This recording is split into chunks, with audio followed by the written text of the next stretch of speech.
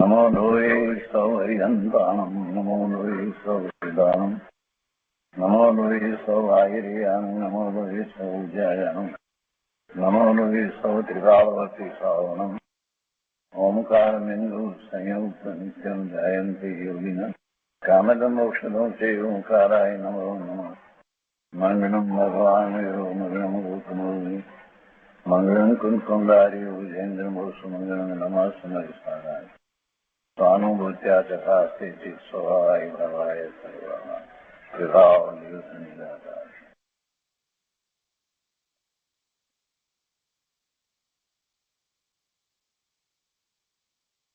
आचार्य भगवान स्वामी कार्तिके रचित स्वामी कार्तिके અનુપ્રેક્ષા એનો આપણે સ્વાધ્યાય કરી રહ્યા છીએ અને એમાં શુભચંદ્રાચાર્ય ભગવાનની ટીકા છે અને પંડિત જયચંદજી છાબડાના ભાવાર્થની ટીકા છે અને એની ઉપર પૂજ્ય ગુરુદેવ કાંજી સ્વામી ઘણો વિસ્તાર કરી અને આપણને એમાંથી અધ્યાત્મ સમજાવે છે.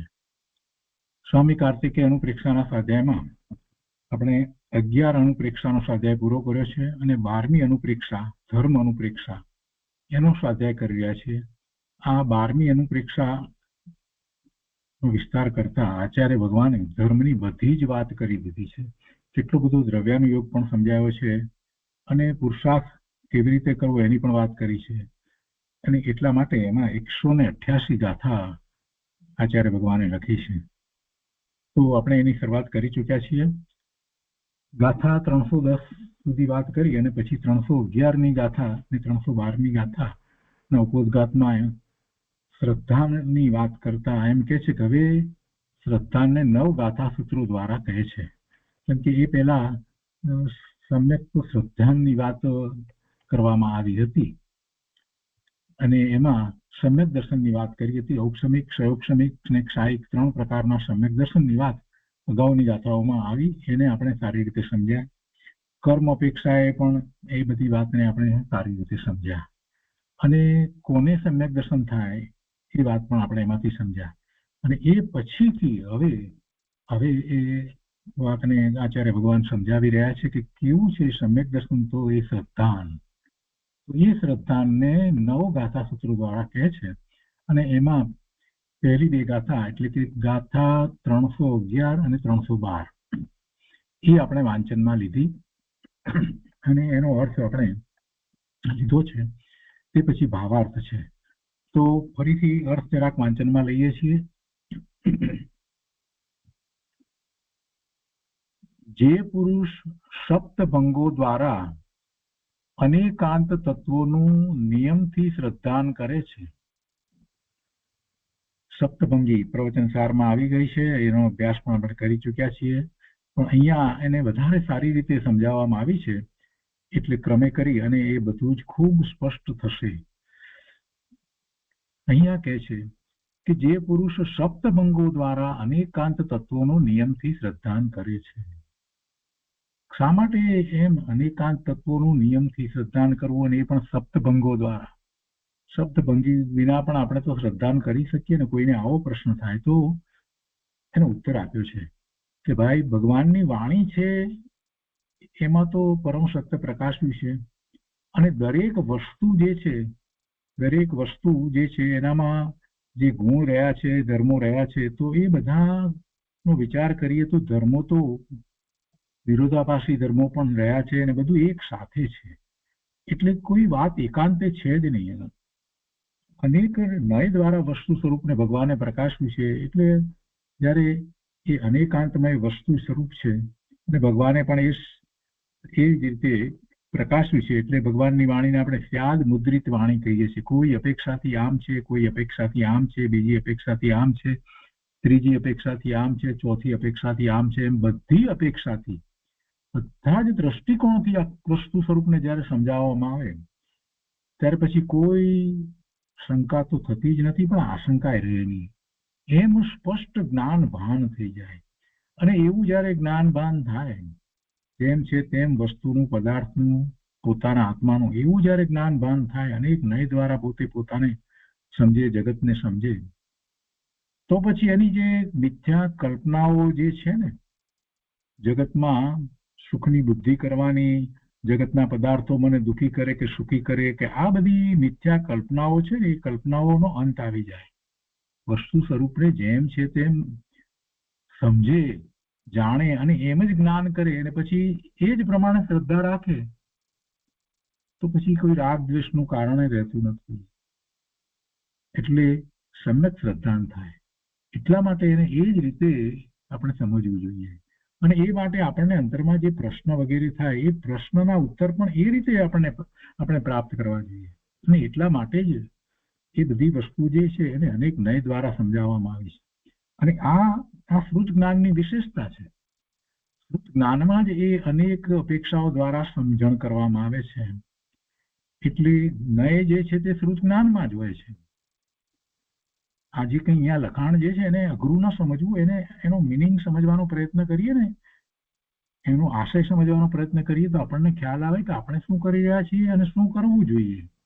આચાર્ય ભગવાન કહે છે કે જે પુરુષ સપ્તભંગો દ્વારા અનેકાંત તત્વોનું નિયમથી શ્રદ્ધાન કરે. આપણે એટલું તો સમજ્યા હતા કે અનેકાંત દ્વારા વસ્તુ સ્વરૂપને સમજવું, પણ એ અનેકાંતનું વિસ્તૃત સ્વરૂપ, અનેકાંતમાં પણ પૂરેપૂરી વાત કઈ રીતે આવે, તો પૂરેપૂરી વાત તો 7 ભંગ દ્વારા કહી શકાય છે.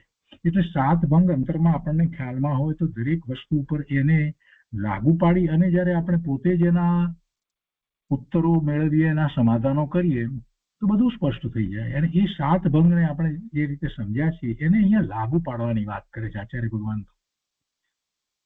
એનું કારણ પણ કહે છે કે કારણ કે લોકના પ્રશ્નવશ વિધિ નિવેશથી વચનના 7 જ ભંગ થાય છે, બીજીથી વધારે ભંગ થઈ શકે નહીં.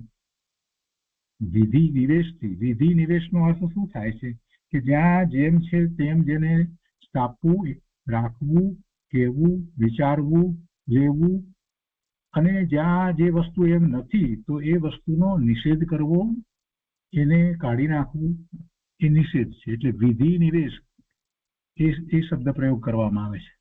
તો આપણે કોઈ પણ વાત લઈએ તો એમાં આપણે એને પૂરી રીતે સમજ્યા હોઈએ તો શું છે એને એ લઈએ અને શું નથી એને આપણે કાઢી નાખીએ, તો એનું નામ સાદા અર્થમાં એમ કહેવાય કે વિધિ નિવેશથી.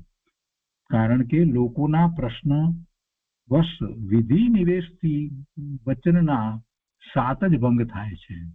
કોઈ પણ વાત કરવામાં આવી હોય એને જુદી જુદી અપેક્ષાઓ કરી અને જ્યારે સમજવા બેસીએ તો એ 7 ભંગ થાય, એથી વધારે ભંગ થતા નથી. ને એ 7 ભંગની સપ્તભંગી ત્યાં પ્રવચન સારમાં કહેવામાં આવી છે. જૈન સિદ્ધાંત પ્રશ્નોત્તર માળાની અંદર પણ એ વાત આવે છે. અહીંયા એને માટેનું એ સૂત્ર મૂકવામાં આવ્યું છે, કારણ કે સપ્તભંગી જે છે એ વસ્તુ સ્વરૂપને સમજવા માટે, અનેકાંતને સમજવા માટે જરૂરી છે. આપણે 1 કે 2 ભંગથી વસ્તુને સમજીએ છીએ અને એમાં સંતોષાઈ જઈએ છીએ કે આપણે તો અનેકાંત દ્વારા સમજાય, આ નહીંથી આમ છે ને આ નહીંથી આમ છે. આપણે 2 રીતે વિચાર કરતા હોઈએ છીએ, પણ એમાં કહે છે કે ના, એટલાથી વાત નહીં બને, તું સાથે 7 ભંગથી વસ્તુનો જો વિચાર કરીશ તો પછી કોઈ વસ્તુ બાકી નહીં રહે, બધું જ બરાબર સ્પષ્ટ થઈ જશે. અને એ વાત એટલી મહત્વની છે. એટલા માટે અહીંયા એ શ્રી રાજવાર્તિક સૂત્ર 5 અને કારિકા 5 પૃષ્ઠ 24 ઉપરથી એક આ સૂત્ર લીધું છે. તત્વ સૂત્રની ટીકા છે રાજવાર્તિક, તો એમાંનું આ સૂત્ર લઈ અને આ વાત આપણને કરી કે કારણ કે લોકના પ્રશ્નવશ વિધિ નિવેશથી વચનના 7 જ ભંગ થાય છે. યથા પ્રશ્નવશાદિક કસ્મિન વસ્તુ વિરોધેન વિધિ પ્રતિષેધ વિકલ્પના સપ્તભંગી.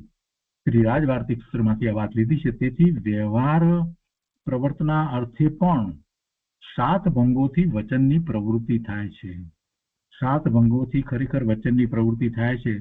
કોઈ વચનને એક જ અપેક્ષાએ લઈ લે તો કેટલું મોટું મિથ્યાત્વ આવે એ આપણને હવે સમજાય છે. બીજી અપેક્ષા લે જ નહીં, બીજી જેટલી લાગુ પડતી ત્યાં અપેક્ષાઓ જે છે એમાંની બધીથી ખરેખર વિચાર કરવો જોઈએ, પણ બીજી અપેક્ષા લે જ નહીં. બસ આત્મા નિત્ય છે, એક જ ભંગ, બીજી અપેક્ષા જ ન લે તો શું થાય? જે અનિત્યપણાનો ભંગ જે છે એ તો રહી જ ગયો ને, પર્યાય જે અનિત્ય છે એની તો વાત જ રહી ગઈ ને. તો વ્યવહાર પ્રવર્તના અર્થે પણ 7 ભંગોથી વચનની પ્રવૃત્તિ થાય છે. અને જ્યારે એમ કહીએ કે આત્મા નિત્ય છે ને એ જ વખતે એનું અનિત્યપણું પણ સાથે જ છે ને. પર્યાય વિનાનો આત્મા તો નથી, પર્યાય વિનાનો તો આત્મા નથી. તો નિત્યપણું જે છે દ્રવ્યનું અને પર્યાય એ એક સમયની જે પર્યાય એ પણ છે ને.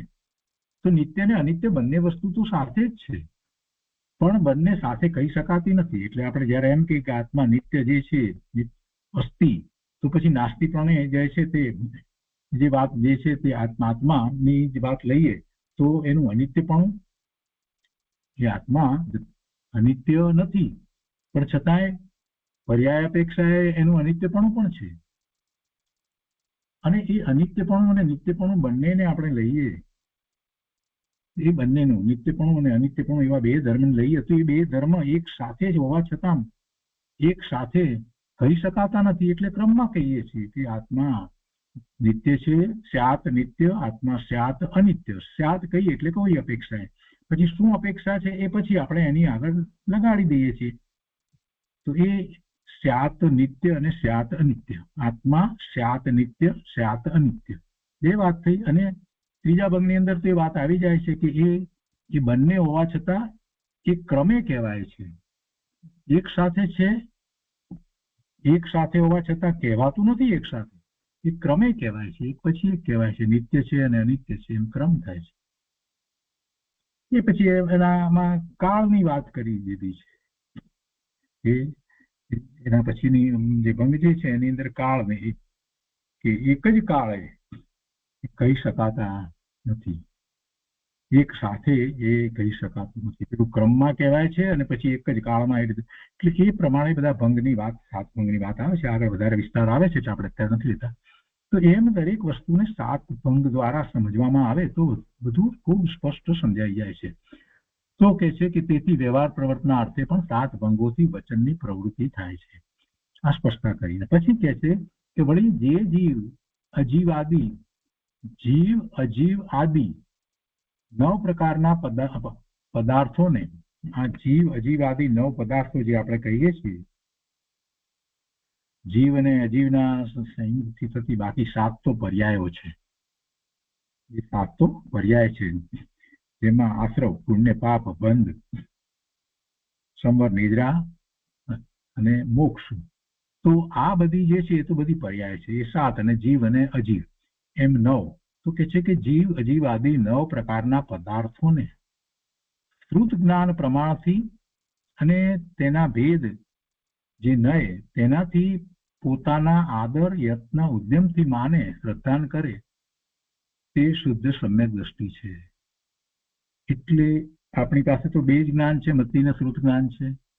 અને શ્રુત જ્ઞાન જે છે એ એટલું ખરેખર જોવા જઈએ તો વિશાળ છે કે એમાં આપણે બધી વસ્તુને સમજી શકીએ છીએ. કેમ કે એમાં અનેક નય દ્વારા વસ્તુને સમજીએ છીએ. એટલે એ જ્ઞાન જે છે તે પ્રમાણ જ્ઞાન છે. તો એ શ્રુત જ્ઞાન પ્રમાણથી, અને જ્યારે પ્રમાણથી કહીએ છીએ તો એમાં કયા કયા નયથી કઈ કઈ અપેક્ષાથી શું છે એને પણ સાથે ભેદ પાડી અને સમજીએ કે આ નયથી આમ છે. એટલે કે છે કે શ્રુત જ્ઞાન પ્રમાણથી અને તેના ભેદ જે નય તેનાથી પોતાના આદર, યત્ન, ઉદ્યમથી માને. આદર એટલા માટે કે એ વસ્તુ સ્વરૂપ જે છે ભગવાનની વાણીમાં એવું આવ્યું છે એટલે એને માટે આપણને પૂરેપૂરો આદર હોય કે એમ જ છે, એમાં બીજી રીતે નથી એવો આદર હોય. ન હોય તો પછી આપણે એ વાતને માનવાના જ નથી, તો સ્વીકારીએ જ નહીં. એટલે આદર હોવો જોઈએ અને એને સમજવા માટેનો ઉદ્યમ હોવો જોઈએ. એ વસ્તુ સ્વરૂપ જે એક નયથી આમ કહ્યું છે, બીજા નયથી આમ કહ્યું છે, એ બધી વાતને સમજવાનો પ્રયત્ન થવો જોઈએ અને ઉદ્યમથી એને શ્રદ્ધાન કરવું છે. એટલે પછી એવો જ એ પુરુષાર્થ કરે.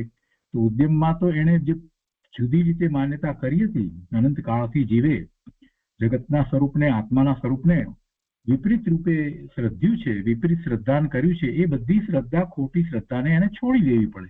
એ પણ સાથે ને સાથે એવો ઉદ્યમ કરવો પડે. અને એમ કરી અને જે શ્રદ્ધાન કરે છે તો એ સમ્યક દ્રષ્ટિ છે, શુદ્ધ સમ્યક દ્રષ્ટિ છે. પણ હવે શ્રદ્ધાની વાત આવી ત્યારે ઉદ્યમ ને પ્રયત્ન એ બધામાં એક પ્રકારનો પુરુષાર્થ જે છે તો એમાં શ્રદ્ધા કરતી વખતે એનું જ્ઞાન તો હોવું જોઈએ, અને જ્ઞાન વિના શ્રદ્ધા સાચી થતી નથી. તો દરેક વસ્તુનું જ્ઞાન એને કરવાનું છે. બાહ્ય પદાર્થો જે છે તો જ્ઞેય તરીકે જાણે છે, સમજાય છે અને પોતાના સ્વરૂપનો વિચાર કરે આત્માનું, તો એનું જ્ઞાન કરવા માટે એને પોતાના સ્વરૂપ તરફ દ્રષ્ટિ કરવી પડે. અને એમ જયારે એ દ્રષ્ટિ કરે છે તો અનુભવ સહિત આત્માને જાણે છે, ત્યારે એ સાચું શ્રદ્ધાન થાય છે. તો એવું શ્રદ્ધાન જે કરે છે એ શ્રદ્ધાન સમ્યક શ્રદ્ધાન છે, એ જ સમ્યક દ્રષ્ટિ છે. આ વાત અર્થની અંદર કરી. અને ભાવાર્થની અંદર જે આખી વાત કરે છે તો એનો ઘણો લાંબો વિસ્તાર છે. એનો પહેલો ભાગ આજે લઈશું અને તે પછીથી પૂજ્ય ગુરુદેવે એની ઉપર જે વિસ્તાર કર્યો છે તે લઈશું. એટલે પછી ભાવાર્થનો બીજો મોટો ભાગ જે છે એ આપણે આવતા સ્વાધ્યાયમાં લઈશું.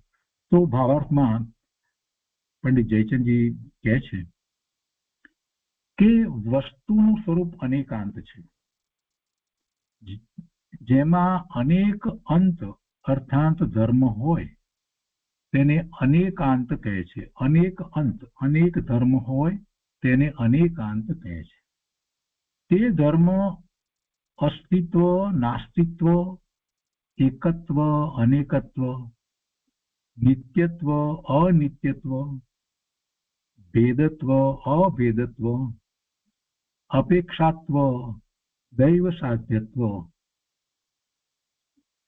પૌરુષ સાધ્યત્વ, હેતુ સાધ્યત્વ.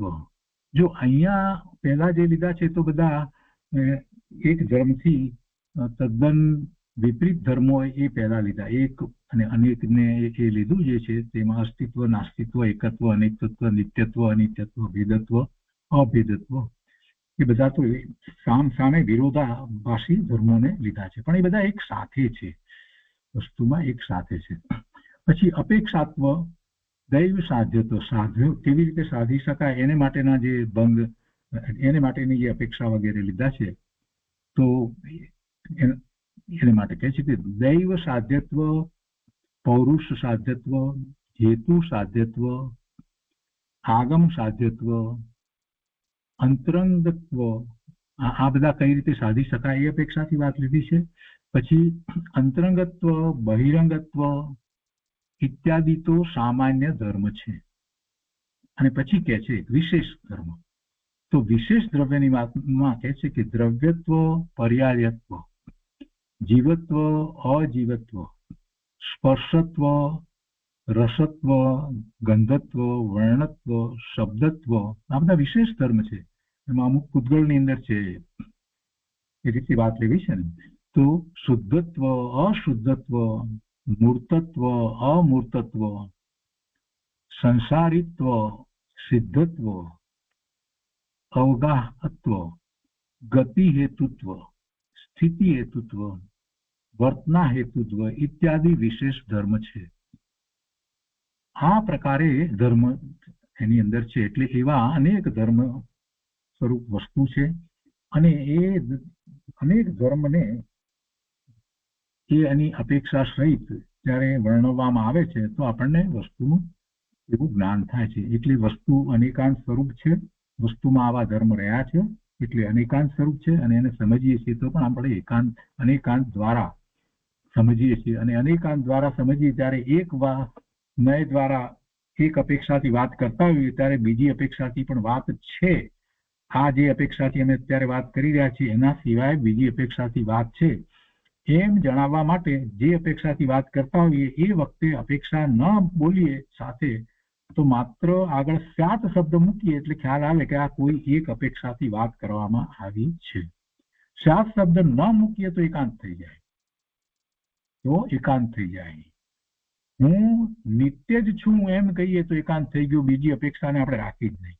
પણ એમ એકાંત થઈ જશે તો મિથ્યાત્વનો પ્રસંગ આવે. પણ એની આગળ એક શબ્દ મૂકી દઈએ કે સ્યાત હું નિત્ય જ છું. તો સ્યાત શબ્દ મૂકવાથી જે જ મૂકી અને જે વજન મૂક્યું છે એ ઘટતું નથી, અને સાથે ખ્યાલ આવે છે કે કોઈ એક અપેક્ષાથી આ વાત કરવામાં આવી છે એટલે બીજી અપેક્ષા તો છે એમ ખ્યાલ આવે છે.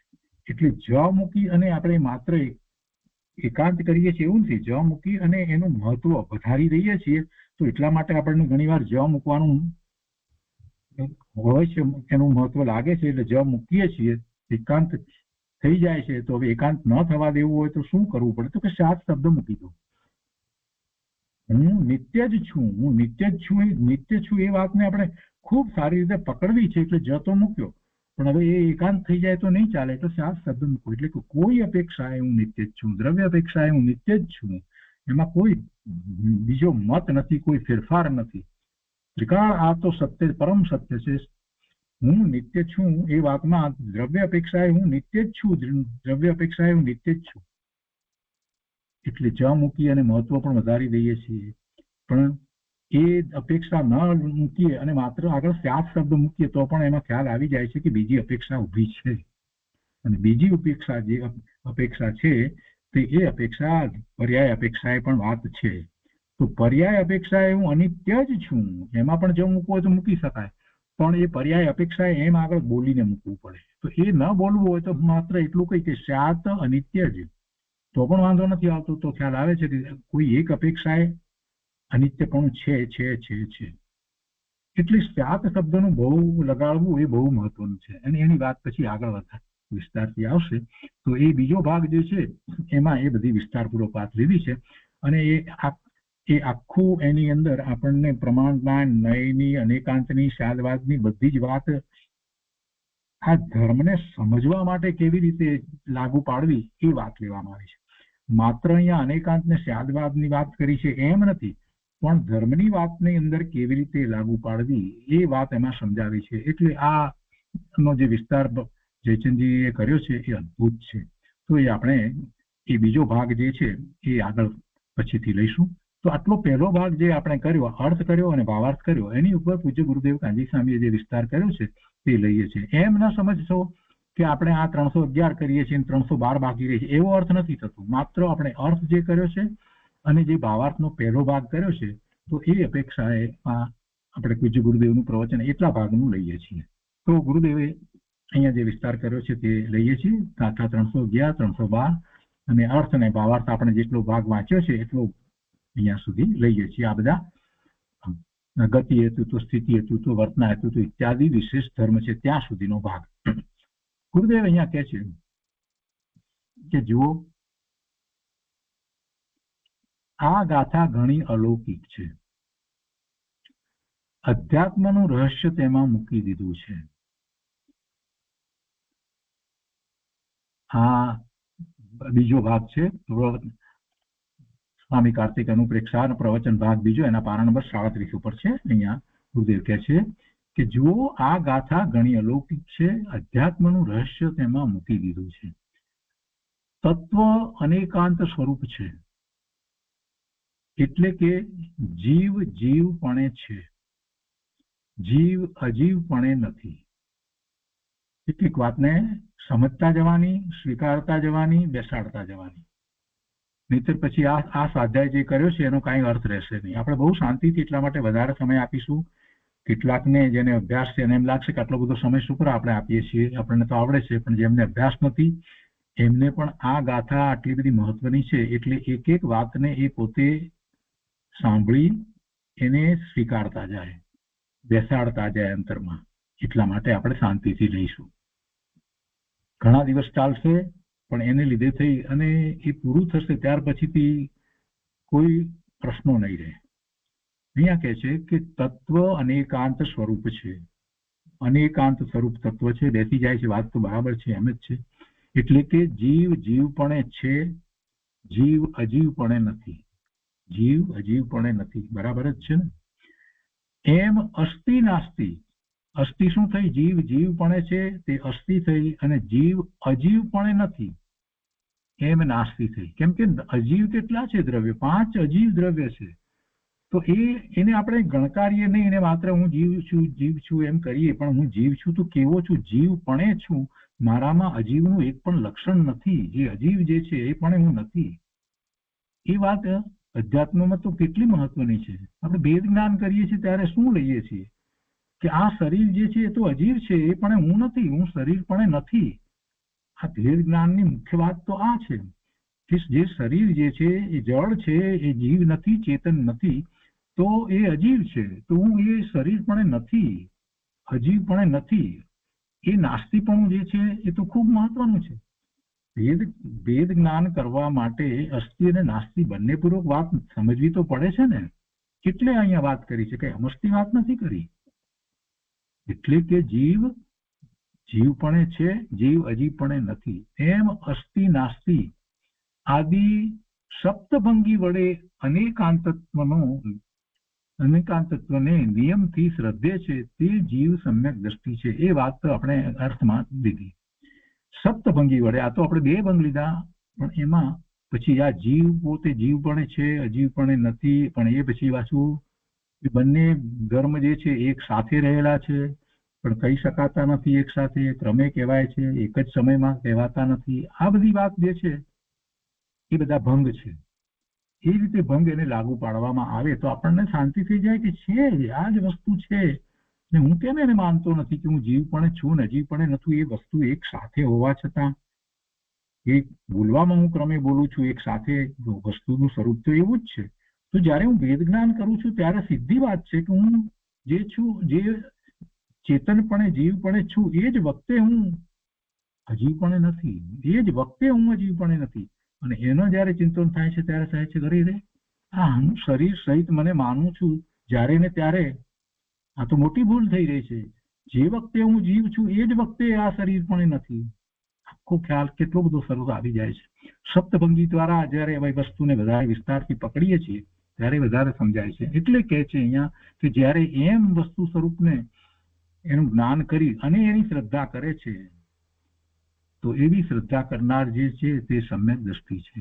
સપ્તભંગી વડે અનેકાંતત્વને નિયમથી શ્રદ્ધે છે તે જીવ સમ્યક દ્રષ્ટિ છે. એટલા માટે સમ્યક દ્રષ્ટિ કહેવામાં આવ્યો છે, જે અર્થની અંદર આપણે વાત લીધી તે. અને તેમાં ભૂલ હોય તો તે મિથ્યા દ્રષ્ટિ છે. વળી ધર્મીની વાણીમાં પણ અનેકાંત સ્વરૂપ તત્વ જ આવે છે. જ્ઞાની ધર્મીની વાણીમાં વિરોધાભાસ હોતો નથી અને કોઈ એક જ અપેક્ષાએ એકાંતે વાત કરતા જ નથી. ધર્મીની વાણીમાં પણ અનેકાંત સ્વરૂપ તત્વ જ આવે છે.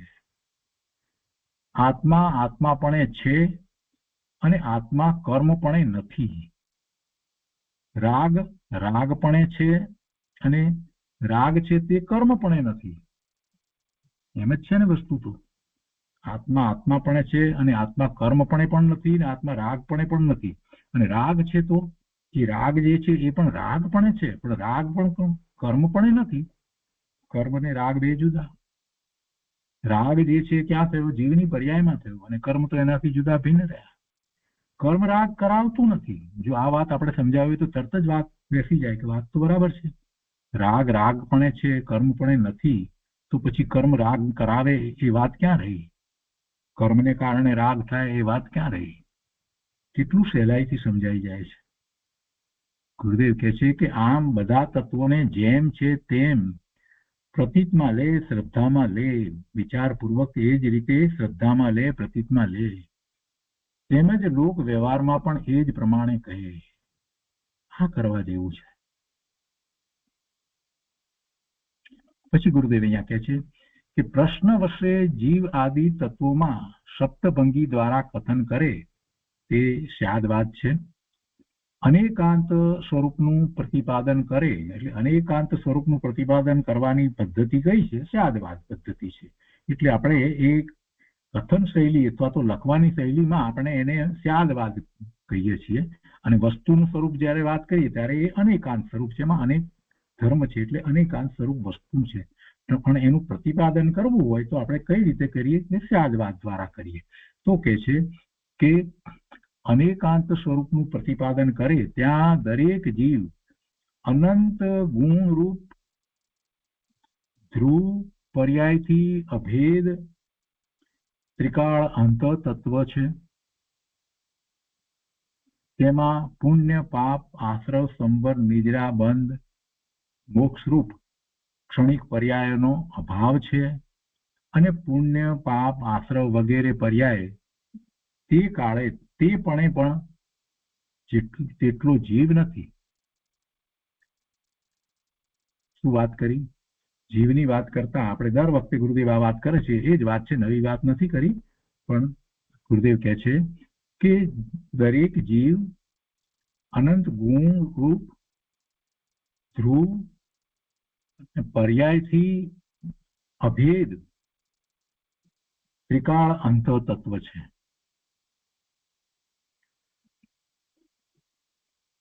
ધ્રુવ પર્યાયથી અભેદ ત્રિકાળ અંતર તત્વ છે. જ્યારે વસ્તુનો વિચાર કરીએ તો વસ્તુ ધ્રુવપણે છે અને વસ્તુ પર્યાય સહિત છે. પર્યાય વિનાની વસ્તુ તો છે નહીં એવું અંતર તત્વ છે.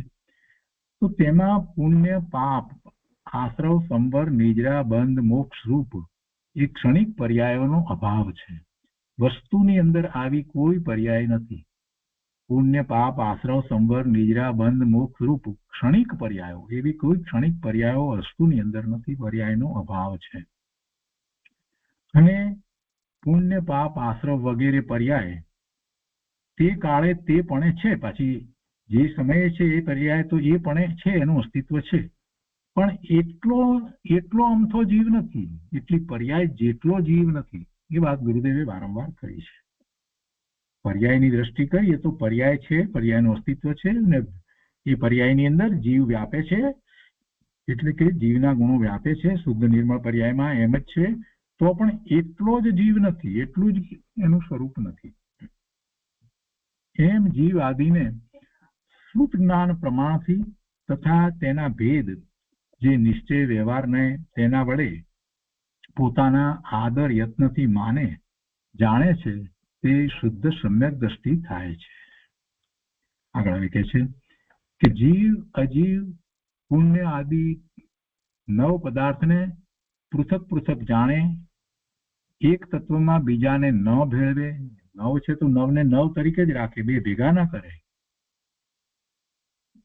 નવ તત્વ છે તો નવને નવ તરીકે જ રાખવા હોય તો બે તત્વને ભેગા ના કરવાના હોય. જીવને પુણ્ય પાપ સહિત માનવામાં આવે તો શું થાય? જીવને પુણ્ય સહિત કે પાપ સહિત માનવામાં આવે તો શું થાય? એ તત્વ રહ્યા નહીં, 8 થઈ ગયા કે 7 થઈ ગયા. અથવા તો જીવને શરીર સહિત માનવામાં આવે તો હજી તત્વ રહ્યું નહીં, એટલે નવને નવ તરીકે જ રાખવાના. જીવ અજીવ પુણ્ય આદિ નવ પદાર્થને પૃથક પૃથક જાણે અને એક તત્વમાં બીજાને ન ભેળવે. પૃથક પૃથક લક્ષણથી દરેક જે તત્વ નવ કહેવામાં આવે છે તો નવે નવને એના લક્ષણથી અનેકાંતથી જાણે તો યથાર્થ જાણ્યું કહેવાય. અને એવી યથાર્થ શ્રદ્ધા થાય તો સમ્યક થાય. ગુરુદેવ કહે છે કે ભાવ આશ્રવ સંવર નિદ્રા બંધ મોક્ષ એ જીવની એક સમયની પર્યાય છે. ભાવ આશ્રવ ભાવ સંવર અને ભાવમાં જ નિદ્રા અને ભાવ બંધ અને ભાવ મોક્ષ એ જીવની પર્યાય. એ જીવની પર્યાયનો વિચાર કરવાનો છે. હમણાં પૂતગળની પર્યાયનો વિચાર નથી કરવો, કર્મનો વિચાર નથી કરવો. ભાવ જીવને જે શુભાશુભ ભાવ થયા એ જ વખતે એને ભાવ આશ્રવ થયો અને પછી એનો ભાવ બંધ થાય છે. અને એ એવો ભાવ ન થાય, એ રોકાય છે તો એ ભાવ સંવર થાય છે. અને એ ભાવમાં જે ચાલ્યો જતો હતો એ પોતે સ્વરૂપનું લક્ષ્ય કરે છે તો એને નિદ્રા થાય છે. અને પૂર્ણપણે જયારે થાય છે એવી શુદ્ધ દશા ત્યારે એ ભાવ મોક્ષ થાય છે, 13મા ગુણસ્થાનની દશા થાય છે. તો આ બધી જીવની અવસ્થા છે. જીવની પર્યાયની આ વાત કરી છે. એ જીવની પર્યાય છે. અને દરેક પર્યાય તો આપણે જાણીએ છીએ એક એક સમયની જ હોય. એટલે ગુરુદેવ શું કહે છે કે ભાવ આશ્રવ સંવર નિદ્રા બંધ મોક્ષ એ જીવની એક સમયની પર્યાય છે. પછી બીજા સમયે પાછી એવી થાય તેવી થાય, બીજી પણ થાય. આ બધી વાત અત્યારે આપણે નથી લેતા, પણ એક સમયની એ પર્યાય છે. મોક્ષની પર્યાય થઈ, ભાવ મોક્ષની પર્યાય, તો પછી એના પછીના સમયે એવી જ ભાવ મોક્ષની થાય, એવી જ ભાવ મોક્ષની ત્રીજા સમય, ચોથા સમય, એમ અસંખ્ય સમય પછી એમ થયા જ કરે છે. તો એ 13મું ગુણસ્થાન છે. તો એ એક સમયની પર્યાય છે. તથા હવે બીજું જે ભાવની વાત લીધી, હવે દ્રવ્યની વાત લે છે કે દ્રવ્યાશ્રવ દ્રવ્યબંધ વગેરે નિમિત્ત રૂપે પૂતગળની એક સમયની પર્યાય છે. અહીંયા દ્રવ્યાશ્રવ અને દ્રવ્યબંધ એ લેવાના છે. દ્રવ્ય આશ્રવ એટલે જે વખતે એવા કાર્મણ રજકણોનું આવવું થાય એ આશ્રવ છે, અને એ દ્રવ્ય આશ્રવ છે. કાર્મણ રજકણોનું આવવું થયું એટલે દ્રવ્ય આશ્રવ થયો, અને એનો બંધ પડ્યો, કર્મ રૂપે બંધ પડ્યો, કોઈ કર્મની પ્રકૃતિ બંધાઈ તો એ દ્રવ્ય બંધ કહેવાય. તો એ દ્રવ્ય આશ્રવ દ્રવ્ય બંધ એ ક્યાં થયા? એ પૂતગળને વિશે થયા. તો એ જે થયું એ પૂતગળની એક સમયની પર્યાય છે. અને એને માટે ગુરુદેવ એમ કે છે કે એ વગેરે નિમિત્ત રૂપે પૂતગળની એક સમયની પર્યાય છે. નિમિત્ત રૂપે છે એટલે પેલા જીવના ભાવ થયા છે, પછી એના નિમિત્ત રૂપે આ થયું, બીજી રીતે કહીએ તો જ્યારે આ નિમિત્ત રૂપે વર્તે છે કર્મના ઉદયો, ત્યારે પેલાને એ ભાવ થાય છે, તો એમાં એ નિમિત્ત થાય છે. ભાવાર્થમાં જે વાત લીધી છે એનો પેલો ભાગ લઈએ કે વસ્તુનું સ્વરૂપ એ અનેકાંત છે. એક દ્રવ્ય છે તે એક ગુણરૂપ નથી, એક ગુણ તે બીજા ગુણ રૂપે નથી. એક ગુણ છે તે રૂપે છે, જ્ઞાન છે તે જ્ઞાન રૂપે છે, પણ જ્ઞાન દર્શન રૂપે નથી ને દર્શન જ્ઞાન રૂપે નથી. જ્ઞાન છે તે અસ્તિત્વ રૂપ નથી અને અસ્તિત્વ છે તે જ્ઞાન રૂપ નથી. બંને ગુણ જુદા જ છે અને જુદા જ રહ્યા છે. પછી પેલું જે ગુરુદેવે કહ્યું છે કે એક ગુણની અંદર બીજા ગુણનું રૂપ છે, એ જુદી વાત છે, પરંતુ એ ગુણ ગુણ રૂપે જ છે. કોઈ ગુણ બીજા ગુણ રૂપે થતો નથી. અનંત ગુણ રૂપે પોતપોતાની રીતે જ છે ને પોતપોતાનું પરિણમન જ કરે છે. વસ્તુનું સ્વરૂપ અનેકાંત છે. એક દ્રવ્ય છે તે એક ગુણ રૂપ નથી, એક ગુણ છે તે બીજા ગુણ રૂપે નથી, પોતા રૂપે છે અન્ય રૂપે નથી. એક પર્યાય છે તે પૂર્વની તે પછીની અન્ય પર્યાય રૂપે નથી. પૂર્વની અને પછીની બંને. એક પર્યાય વર્તમાન જે છે એ પૂર્વની પર્યાય રૂપે પણ નથી અને હવે પછી થવા વાળી ભવિષ્યની પર્યાય રૂપે પણ નથી. અત્યારે વર્તમાન પર્યાય છે તે ભૂતકાળની એટલે પૂર્વની પર્યાય રૂપે નથી અને ભવિષ્યની એટલે પછી થવા વાળી પર્યાય રૂપે નથી. એટલે એક પર્યાય છે તે પૂર્વની અને પછીની અન્ય પર્યાય રૂપે નથી. છે તે બીજાથી નથી, જે છે તે પોતાથી છે, બીજાથી નથી. એ રીતે જેમાં અનેક અંત અર્થાંત ધર્મ હોય તેને અનેકાંત કહે છે. શું બે ધર્મ થયા અહીંયા? જે છે તે પોતાથી છે અને બીજાથી નથી. બે ધર્મ થયા ને. અસ્તિ ને નાસ્તિ બે ધર્મ આવ્યા ને. એક જ પર્યાયનો વિચાર કરીએ તો આ એક સમયની પર્યાય છે. તો એ એક સમયની પર્યાયની અંદર પણ જે એક સમયની પર્યાય પોતે પોતાથી છે, બીજી પર્યાયથી નથી. ભવિષ્યની કે ભૂતકાળની પર્યાયથી નથી. એનામાં બીજી ભૂતકાળની કે ભવિષ્યની પર્યાય જે છે એનો એ પર્યાય વર્તમાન પર્યાયની અંદર સદભાવ નથી. એની અંદર એનો અભાવ જ છે. એનો અભાવ જ છે. આ નાસ્તિક. જો એનો અભાવ ન માનવામાં આવે તો શું થાય? તો શું થાય? મિથ્યાત્વની પર્યાય જે છે એની અંદર સમ્યક્ત્વની પર્યાય છે એવો અર્થ થઈ જાય. એમ તો બનતું નથી. આ એક સમયની જ અત્યારે મિથ્યાત્વની પર્યાય છે અને બીજા સમય સમ્યક્ત્વની પર્યાય થાય છે. તો એ મિથ્યાત્વની પર્યાયની અંદર સમ્યક્ત્વની પર્યાય હતી જ નહીં. સમ્યક્ત્વની પર્યાય એના પછીના સમયે જે થઈ એ પોતાથી જ થઈ છે અને એ પૂર્વની જે પર્યાય હતી એમાં હતી જ નહીં. એનું અસ્તિત્વ એમાં હતું જ નહીં. આખી વાત સમજાઈ જાય છે તો પછી આપણને કોઈ પછી પ્રશ્ન ઉપસ્થિત નથી થતા કે સમ્યક્ત્વ કેવી રીતે પ્રગટ થાય, કોઈથી થાય. જ્યારે એ પૂર્વની પર્યાયથી પણ નથી. પૂર્વની પર્યાયની અંદર એનો અભાવ છે. પૂર્વની પહેલાની પર્યાયની અંદર આ પર્યાયનો અભાવ છે. તો પછી બીજો મારી પર્યાયને આ પર્યાયને સમ્યક્ત્વની પર્યાયને કરે ક્યાંથી? કોઈ કરી શકતું જ નથી. વર્તમાન સમ્યક્ત્વની પર્યાય થઈ એ આની પહેલા જે મિથ્યાત્વની પર્યાય હતી એની અંદર એ હતી નહીં. એની અંદર એનો અભાવ હતો. જો એની અંદર એનો અભાવ હતો તો મારી આ સમ્યક્ત્વની પર્યાય અત્યારે વર્તમાન જે થઈ એ બીજા કોઈની અંદર ક્યાંથી આવી હોય? જયારે પૂર્વની મારી જ પર્યાયની અંદર જો એનો અભાવ હોય તો બીજામાંથી આવે? બીજામાંથી આવે જ નહીં. શક્ય જ નથી. તો એનો અર્થ એ થયો કે મને સમ્યક્ત્વ થાય એ કોઈ બીજાથી થાય? સાક્ષાત ભગવાનથી થાય? ન થાય. ન થાય. કેટલું સહેલાઈથી સમજાઈ જાય છે વસ્તુને જયારે સમજીએ છીએ ત્યારે. આ જ બધું ભેદ જ્ઞાન છે. ભેદ જ્ઞાનનો અર્થ એમ નથી કે હું આ નથી આ નથી એમ બોલવાથી કઈ ભેદ જ્ઞાન નથી ભાઈ. આ ભેદ જ્ઞાન તો આ સમજ છે, બહુ મોટી સમજ છે. અહીંયા કહે છે કે એ રીતે જેમાં અનેક અંત અર્થાંત ધર્મ હોય તેને અનેકાંત કહે છે. તે ધર્મ છે. અને અસ્તિત્વ નાસ્તિત્વ, એકત્વ અનેકત્વ, નિત્યત્વ અનિત્યત્વ, ભેદત્વ અભેદત્વ વગેરે રૂપે છે. અનેક ધર્મો. આ રીતે ધર્મો છે બધા જુદા જુદા. આ તો જેટલા નામ અહીંયા આપ્યા એટલા જ છે એમ નથી. કેટલાય ધર્મ છે જેના તો નામ પણ નથી.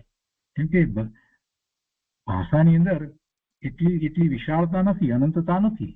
ભાષાની અંદર અનંતતા નથી. જે ધર્મ જે અપેક્ષાએ છે તે જ ધર્મ બીજી અપેક્ષાએ નથી.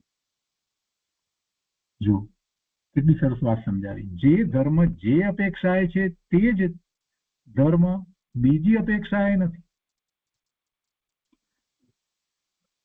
દાખલા તરીકે હું મામા છું તો મામાપણાનો ધર્મ જે છે, મામાપણું એ ધર્મ થયો ને, મામાપણાનો ધર્મ કહ્યો કે સંબંધ કહો, તો એ મામાપણું એ એક જ અપેક્ષાએ છે, બીજી અપેક્ષાએ નથી. જે ધર્મ જે અપેક્ષાએ છે તે જ ધર્મ, એટલે મામાપણાનો ધર્મ બીજી અપેક્ષાએ નથી.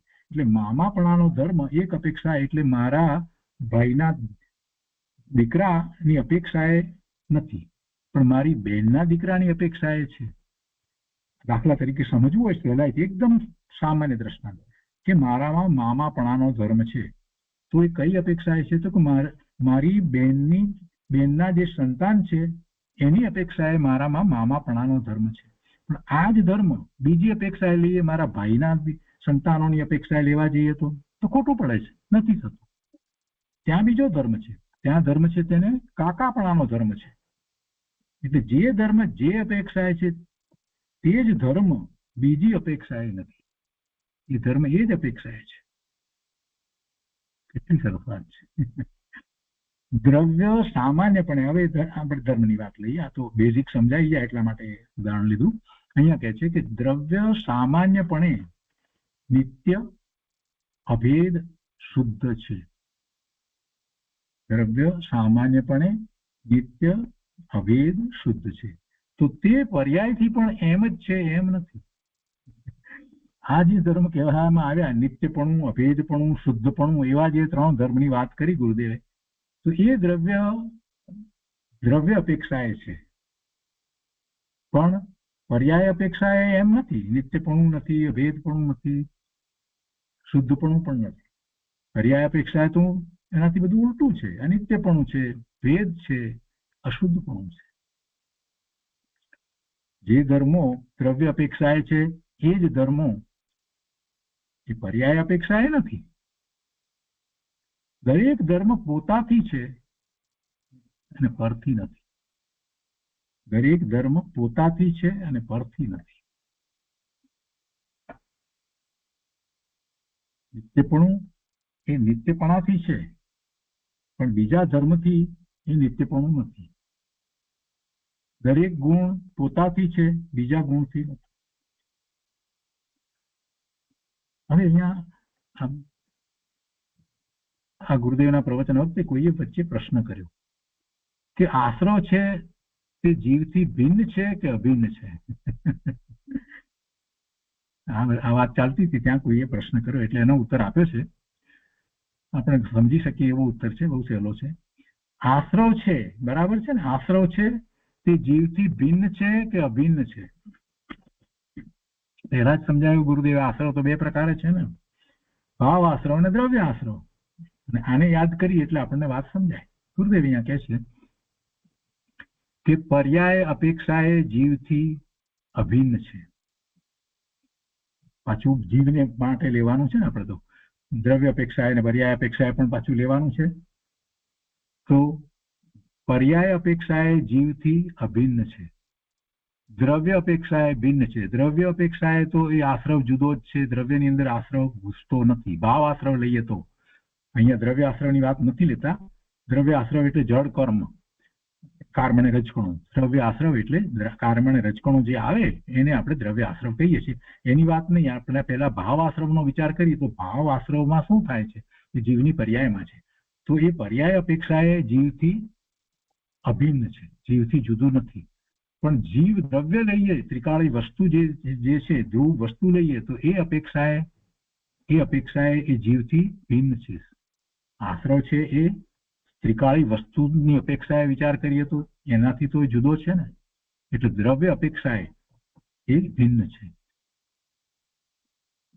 દ્રવ્ય એટલે જીવ દ્રવ્યની વાત છે. અહીંયા જીવ દ્રવ્યની અપેક્ષાએ જે ત્રિકાળી વસ્તુ જે છે એ અપેક્ષાએ એ આશ્રવ જે થયા, ભાવ આશ્રવ જે થયા, એ જુદા છે.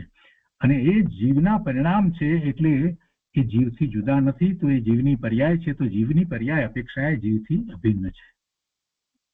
જીવથી અભિન્ન છે. હવે કહે છે કે જીવ સ્વાધીન છે કે પરાધીન? બીજો પ્રશ્ન લઈએ તો તેનો ઉત્તર સમજ્યા વિના લોકો કહે છે જીવ કથનચિત સ્વાધીન અને કથનચિત પરાધીન. તો ગુરુદેવ કહે છે કે તો તેનો અર્થ એમ નથી. કેટલાક લોકો એમ કહે છે જીવ સ્વાધીન છે કે પરાધીન. બીજી વાત લીધી. હવે તો તેનો ઉત્તર સમજ્યા વિના લોકો એમ કહે છે કે ભાઈ અનેકાંત થોડું ઘણું સમજાવે ને એ લોકો એવો જવાબ આપે કે જીવ કથનચિત સ્વાધીન સ્વને આધીન અને કથનચિત પરને આધીન પરાધીન. ગુરુદેવ કહે છે ના એમ નથી. પણ પર્યાય અપેક્ષાએ જીવ પોતે પર આશ્રય રૂપ પરાધીન રૂપ પરિણમે છે. ખરેખર પરાધીન નથી. પર્યાયમાં પરાધીનપણું જે છે એ કઈ જીવનું પોતાનું નથી. એ એમ પરિણમે છે, એમ માનીને પરિણમે છે. વસ્તુ તો એમ છે જ નહીં. પણ પર્યાય અપેક્ષાએ જીવ પોતે પર આશ્રય રૂપ પરાધીન રૂપ પરિણમે છે. પોતે પોતાના દ્રવ્ય સ્વભાવ નો આશ્રય ચૂકી અને પરનો આશ્રય કરે એનું લક્ષ્ય કરે છે તો પર્યાયમાં પરાધીન કહેવાય છે. તો પર્યાયમાં પરને આધીન થયો એમ કહેવાય છે. વાસ્તવમાં એ કઈ પરને આધીન થઈ શકતો નથી. પરને આધીન થઈ શકતો નથી. એ તો એનું એવું પરિણમન છે, વિભાવરૂપ પરિણમન છે. એ વિભાવરૂપ પરિણમનને આપણે એમ કહીએ છીએ કે પર આશ્રય થયો, પરાધીનપણું છે એમ આપણે કહીએ છીએ. પેલું જેને આધીન થાય છે, પરને આધીન થાય છે, એ કોઈ એને પરાધીન કરતું નથી. એને પરાધીન કરતું નથી. કોઈ પરાધીન કરી શકતું નથી. આપણને કોણ પરાધીન કરે? ભગવાન આત્માને કોણ પરાધીન કરે? કોઈ કરી શકે નહીં. કોઈ મારા સુધી પહોંચતું નથી તો મને ક્યાંથી નમાવે? કોઈને આધીન ક્યાંથી કરે? શક્ય જ નથી. પરદ્રવ્ય સન્મુખ દ્રષ્ટિ કરે. જો અધ્યાત્મ ગુરુદેવ અહીંયા સમજાવે છે આપણને કે પરદ્રવ્ય સન્મુખ દ્રષ્ટિ કરે તો પરાધીન અને સ્વદ્રવ્ય સન્મુખ દ્રષ્ટિ કરે તો સ્વાધીન એમ પ્રમાણ જ્ઞાન કરવું જોઈએ. એટલે આ જે પરાધીનપણું અને સ્વાધીનપણું એ બંને એ જીવનું જ છે. એમાં જીવનો જેવો પુરુષાર્થ છે એ એમાંથી આપણને ખ્યાલ આવે છે. વસ્તુ બંને જીવની જ છે. સ્વસન્મુખ થવું અને પરસન્મુખ થવું એ કાર્ય કોણ કરે છે? એની દ્રષ્ટિ એવી થાય છે તે પોતે જ કરે છે. એવી બંને પ્રકારે એ દ્રષ્ટિ કરી શકે છે. અને એમ કરવાનો વિચાર જયારે કહીએ છીએ તો ત્યારે પણ એવી દ્રષ્ટિ કરવા માટે પણ એ પોતે જ સક્ષમ છે. એટલે એ અપેક્ષાએ તો એ સ્વાધીન છે. શું કહ્યું? પરદ્રવ્ય સન્મુખ દ્રષ્ટિ કરે તો પરાધીન અને સ્વદ્રવ્ય સન્મુખ દ્રષ્ટિ કરે તો સ્વાધીન એમ પ્રમાણ જ્ઞાન કરવું જોઈએ. એટલે અધ્યાત્મમાં જે સ્વાધીનપણું જે કહેવામાં આવ્યું છે એ આ સ્વાધીનપણું છે. સ્વ સન્મુખ થવું એને સ્વને આધીન થવું એમ કહેવાય છે. પણ પુરુષાર્થની અપેક્ષાએ જોઈએ તો આ સવળો પુરુષાર્થ છે અને પરનું લક્ષ્ય કરી અને જે પરિણામ કરી રહ્યો છે એ એનો અવળો પુરુષાર્થ છે. પણ એનો જ પુરુષાર્થ છે. આગળ કહે છે કે વસ્તુ અનેકાંત સ્વરૂપ છે. વસ્તુ અનેકાંત સ્વરૂપ છે તેને સમજે તો પછી કર્મ રખડાવે એવી માન્યતા રહે નહીં. કર્મ જુદા, એ ક્યાંથી રખડાવે? કર્મ રખડાવી શકે નહીં. પોતે જ કર્મના ઉદય એટલે એ જે પર વસ્તુ છે એ પર વસ્તુને આધીન પોતે થાય છે. એનું લક્ષ્ય કરી અને જે ભાવ કરે છે તો એમાં એ પોતે એવા ભાવે થાય છે અને એવા પરના લક્ષ્ય થતા ભાવને કારણે એને એવા બંધ પડે છે. એટલે ભાવના ભ્રમણ થાય છે. પણ એ કર્મે કરાવ્યું છે એમ નથી. કર્મ એને પરાધીન કરી મૂકે છે એમ નથી. ગુરુદેવ કહે છે કે વસ્તુ અનેકાંત સ્વરૂપ છે તેને સમજે તો કર્મ રખડાવે એવી માન્યતા રહે નહીં. કર્મે રખડાવ્યો નથી પણ જીવ પોતાની ભૂલથી રખડ્યો છે. પણ પર્યાય બુદ્ધિવાળો જીવ એમ માને છે કે મને પર રખડાવે છે, બીજા મને રખડાવે છે, બીજાને કારણે મને આમ થયું, બીજાને કારણે તેમ થયું. બીજાને કારણે મને તકલીફ થઈ, બીજાને કારણે મને દુઃખ થયું, બીજાને કારણે હું ધર્મ ન પામ્યો, બીજાને કારણે અને આ મિથ્યાત્વના પોષણ થયા, બીજાને કારણે હું ઊંધો ધર્મ પામ્યો. આ બધું બીજા ઉપર જ ઢોળી દે છે. પર્યાય બુદ્ધિ વાળો જીવ એમ માને છે કે મને પર રખડાવે છે. શું કરીએ, અમે રખડ્યા કેમ કે અમને એવા કુગુરુ મળ્યા, એટલે કુગુરુએ મને રખડાવ્યો. ભાઈ, કુગુરુએ તને રખડાવ્યો કે તું રખડ્યો? જેને દ્રવ્ય દ્રષ્ટિ છે તેને દ્રવ્ય દ્રષ્ટિમાં શુદ્ધતાની ધારા ચાલી જાય છે, અને જેને પર્યાય દ્રષ્ટિ છે તે જીવની દ્રષ્ટિ નિમિત્ત ઉપર ચાલી જાય છે. એ બહારના નિમિત્ત જુએ છે, એના ઉપર એની દ્રષ્ટિ રહે છે, અને એ પોતે એમ પરાધીન થાય છે. ખરેખર એ પેલું નિમિત્ત છે એ એને કઈ પરાધીન કરતું નથી. અનેકાંત સ્વરૂપને જાણે તો પર્યાય બુદ્ધિ છૂટી અને સ્વભાવ તરફ દ્રષ્ટિ વળી ગયા વિના રહે નહીં. અનેકાંત સ્વરૂપને, અનેક અપેક્ષાથી વસ્તુ સ્વરૂપને જેમ છે તેમ જાણે તો પછી પર્યાય બુદ્ધિ છૂટી અને સ્વભાવ તરફ દ્રષ્ટિ વળી ગયા વિના રહે નહીં. અને એ દિવસનું એ રીતે એ પ્રવચન અહીંયા પૂરું થાય છે. હવે તે પછી જે ભાવાર્થમાં વાત કરવામાં આવી છે કે હવે પ્રશ્નકારના પ્રશ્નવશાત વિધિ નિવેશ વચનના સાત ભંગ થાય છે તો તેને સ્યાત એ પદ લગાવવું. તો એ બધી વાત જે છે એ એનો વિસ્તાર પછી ગુરુદેવે જે કર્યો છે તે આપણે લઈશું. આ પહેલો તો આ જે આખો ભાવાર્થ જે છે એ ખૂબ વિસ્તારપૂર્વક છે, અને એ બધો આખો ભાવાર્થ એ આપણે આવતા સ્વાધ્યાયમાં વાંચીશું, અને ત્યાર પછીથી ગુરુદેવે એની પર જે વિસ્તાર કર્યો છે તે પછી લઈશું. અને એમાં ફરીથી ગુરુદેવે આ બધી વાત એ રીતે લીધી છે કે સમ્યક દર્શન કેવી રીતે જાણી શકાય, એવા તત્વાર શ્રદ્ધાને કહે છે. એની અહીંયા તો વાત આ ગાથાઓમાં ચાલી રહી છે. જીવ અજીવાદી 9 પ્રકારના પદાર્થોને શ્રુત જ્ઞાન પ્રમાણથી અને તેના ભેદ જે નય તેના વડે પોતાના આદર યત્ન ઉદ્યમથી માને શ્રદ્ધાન કરે તે શુદ્ધ સમ્યક દ્રષ્ટિ છે. જે અર્થની અંદર વાત કરી એને ફરીથી લઈ અને પછી પાછો એનો આખો વિસ્તાર ગુરુદેવે કર્યો છે. તો આજનો સ્વાધ્યાય આપણે અહીંયા સુધી રાખીએ છીએ. ભાવાર્થનો બીજો મોટો ભાગ જે છે એ આવતા સ્વાધ્યાયમાં લઈશું.